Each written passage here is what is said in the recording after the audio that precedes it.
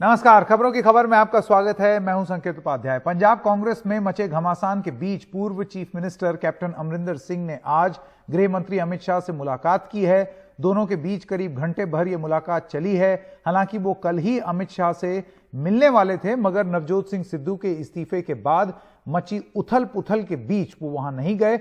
अमित शाह से इस मुलाकात के बाद हो सकता है कि वो या तो कांग्रेस को बाय बाय कह सकते हैं या वो प्रधानमंत्री से मिल सकते हैं। कुछ खबर यह भी आ रही है कि वो एनएसए अजीत डोभाल से मिलने जा सकते हैं, लेकिन अब खबर आ रही है कि अजीत डोभाल हैं ही नहीं शहर में। तो अभी कुछ नहीं मालूम है कि कैप्टन अमरिंदर सिंह गए कहां हैं।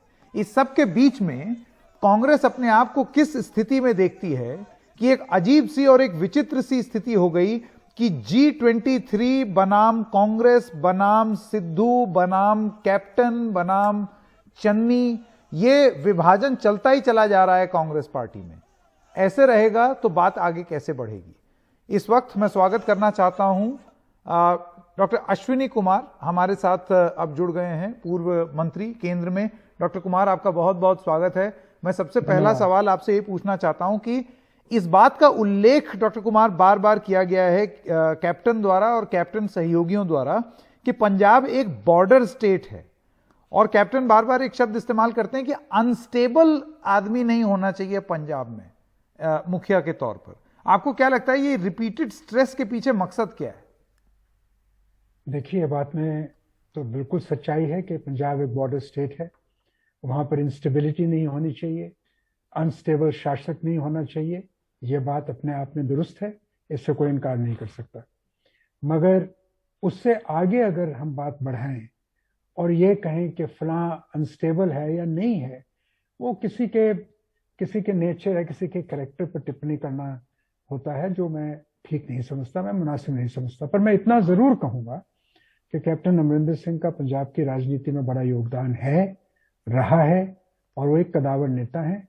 अपने विचार बहुत दृढ़ता से रखते हैं और उनका ये विचार शुरू से रहा है। उस पर टिप्पणी करना मेरे लिए उचित नहीं। मगर जो कांग्रेस के अंदरूनी मसले हैं, जिससे मैं समझता हूं कि एक तरह का डिस्कॉर्डेंट नोट जो पिछले कुछ हफ्तों में देखने को मिला है, वो न तो पार्टी के लिए ठीक है, न सूबे के लिए ठीक है। तो मेरा ये मानना है कि इसको सुलझाना जरूरी है और किसी न किसी तरह पार्टी में एकजुटता को स्थापित करना जरूरी है। चुनाव हमारे सर पर हैं। अब पिछले जो हो गया उससे आगे बढ़कर आगे क्या करना है, वो विचार हमको करना चाहिए।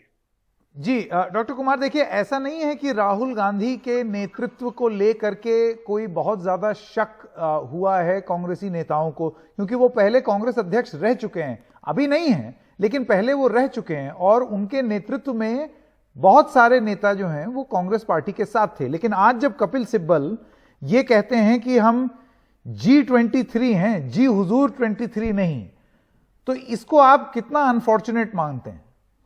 मैं इसको हास्यप्रद भी मानता हूं, दुखदाई भी मानता हूं और अनफॉर्चुनेट भी मानता हूं। जैसे आपने कहा, मैंने बहुत साल पहले लिखा था कहीं कि कुछ लोग अपने आप को ऊंचा दिखाने के लिए दूसरों पर कटाक्ष करते हैं।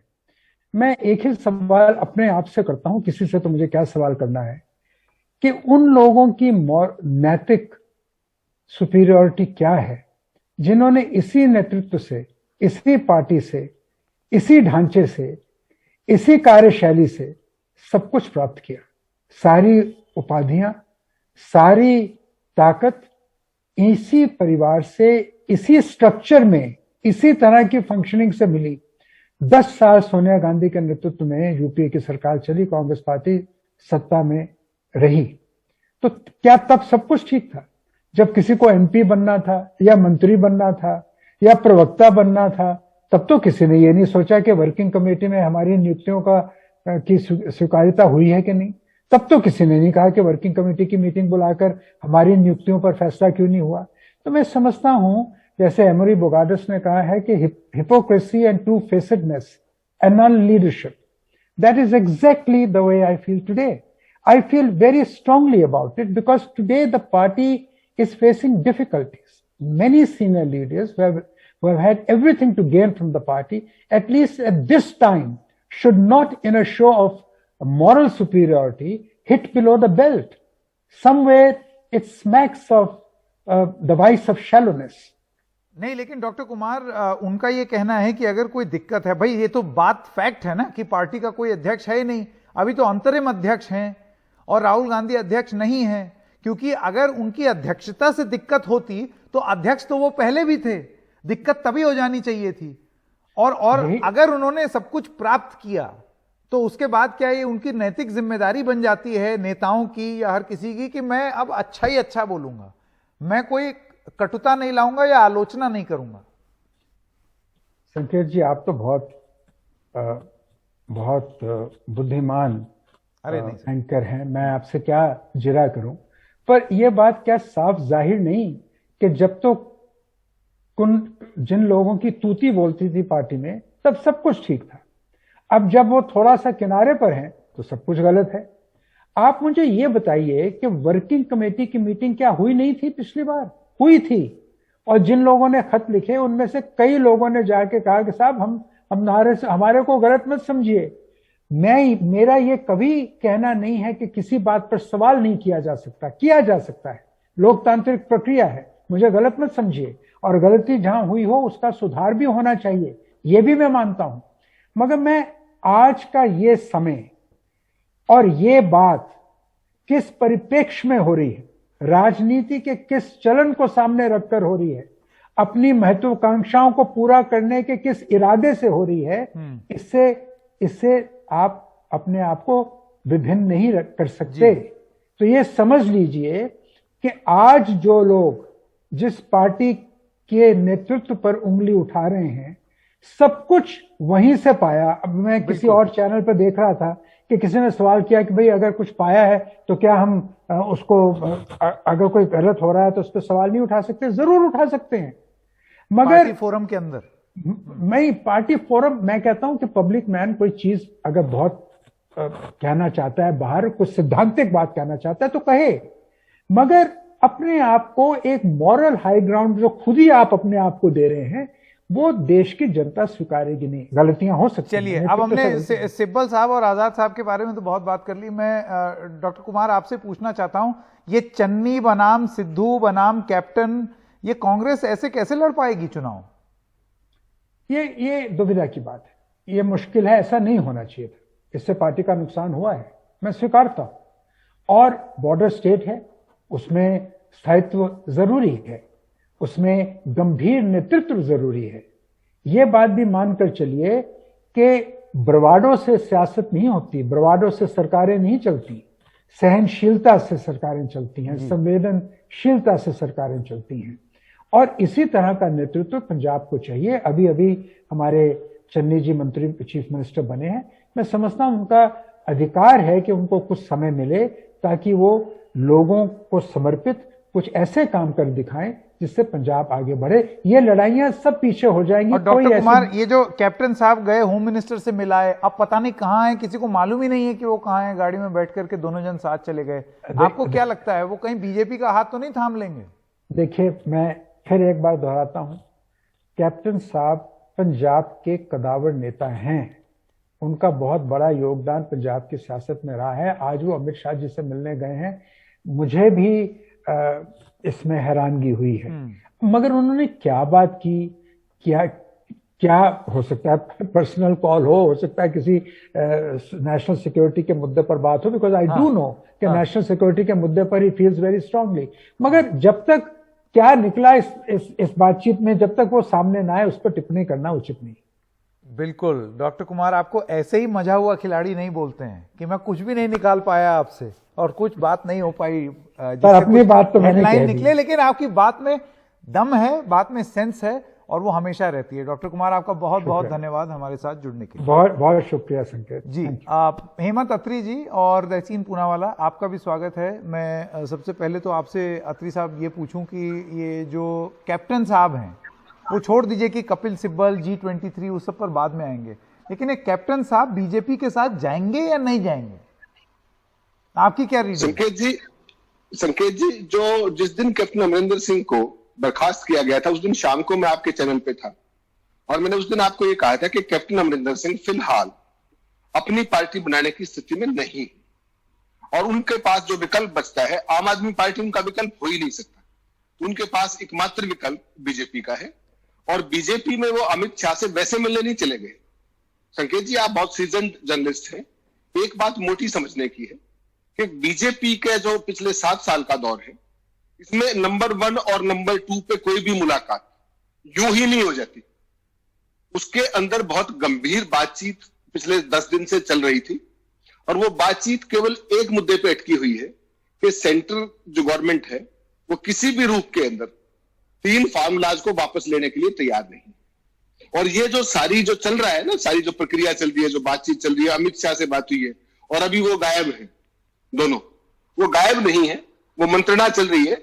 और उसमें क्या है कि सेंटर ने मना कर दिया कि हम विड्रॉ नहीं करेंगे, और बीजेपी लीडरशिप का ये मानना है कि ये आंदोलन खड़ा किया था कैप्टन अमरिंदर सिंह ने, वो इसको वापस करा सकते हैं। और बिना कुछ दिए उनका जो इनको ऑफर है आज की तारीख में, वो ये है कि हम आपको येदियुरप्पा की तरह फ्रंटमैन बना करके, अपना लीडर बना करके चुनाव में उतारेंगे, और अगर सरकार बनती है तो कुछ समय के लिए आपको चीफ मिनिस्टर रखेंगे, उसके बाद आपको कहीं गवर्नर बना के एडजस्ट किया जा सकता है। दैट इज बहुत ही स्पेसिफिक आप बात बता रहे हैं, अभी तो इतनी मतलब बहुत ही डिटेल में बात। अभी संकेत भाई अभी दूसरी भी बता रहा हूं, अभी दूसरी केंद्र में भी तो आने की बात हो रही है उनकी। जी नहीं, वो अभी नहीं हो पाएगा। उसका कारण है, जो छोटे लीडर्स रहते हैं ना, उनको ये शौक रहता है कि वो जितना जल्दी हो उसके प्रोटोकॉल फॉलोइंग, ये वो फलाना सिस्टम।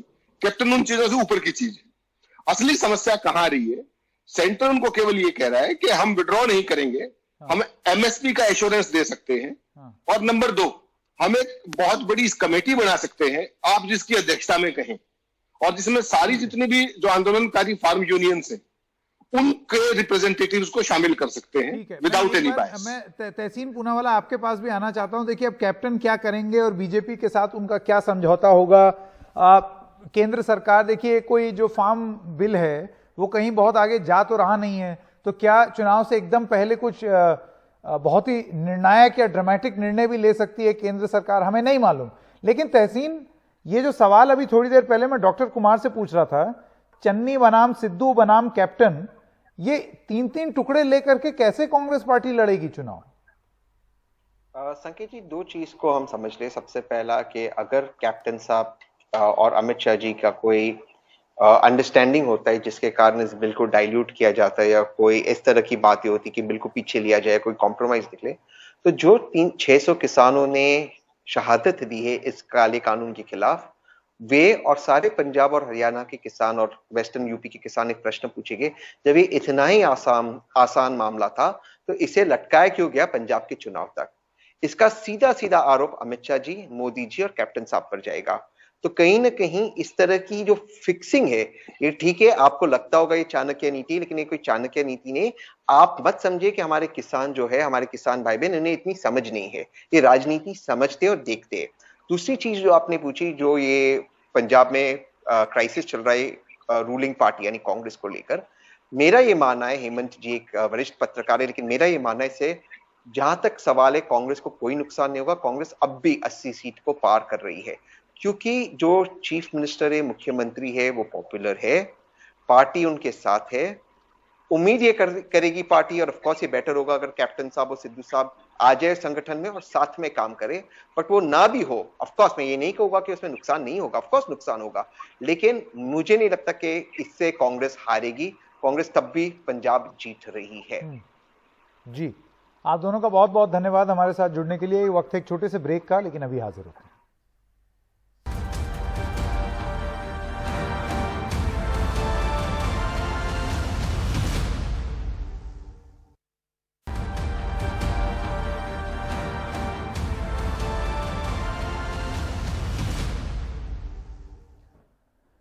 तो कू पर हमारा सवाल था कि कांग्रेस का कलह 2024 में पहले कौन होगा असली विपक्ष।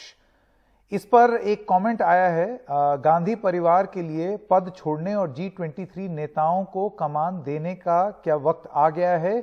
ये समझ लीजिए कि सारी जद्दोजहद ही यही है, लेकिन ये कांग्रेस आई है, यानी कि कांग्रेस इंदिरा, यानी कि अगर गांधीज नहीं तो ये जो भी है कांग्रेस, शायद ये भी नहीं। वक्त है एक छोटे से ब्रेक का, अभी हाजिर होता है।